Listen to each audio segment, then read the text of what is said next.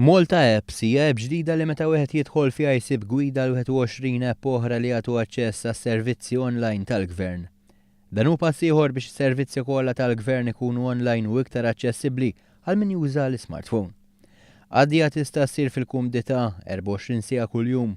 Is-servizzi jkopru oqsma differenti mis-saħħa l-edukazzjoni u l-kultura. Id-dettalji dwar dan ingħataw fiċ-Ċentru Esplora mis-Segretarju Permanenti Ewlieni Mario Kutajjar u ċermen eżekuttiv tal-Aġenzija l-Informazzjoni Teknoloġika l-Mita Tony Sultana. Fil-fatt illum nedejna sensiela ta' mobile applications illi speċifikament waħda minnhom mobile application minnhom tissejjaħ Malta Apps tniżżel lilha u tik il-viżibilità ta' x'mobile applications tkun tista' tniżżel. Daw il-mobile applications huma fuq diversi oqsma, hemm kultura, edukazzjoni, taxxa diversi minnhom, però jekk niżżel il-Malta Apps minn kwalinkwa store, ittik indikazzjoni ta' liema mobile apps għandek tażel.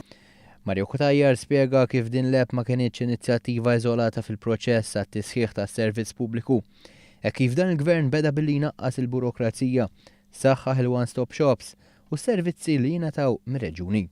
Komplejna bil-one-stop shop online illum 800 servizz online li tista' taċċesshom minn fuq l-internet mingħajr ma toqgħod tmur fid-dipartimenti u tista' tibgħat il-formoli wkoll online mingħajr ma toqgħod tmur fid-dipartiment u il-21 mobile app li qed nagħmlu llum. Dak li wedna wettaqnieh fi żmien sena huwa proċess li se joħodna l sentejn sa tmiem is-sena li ġejja.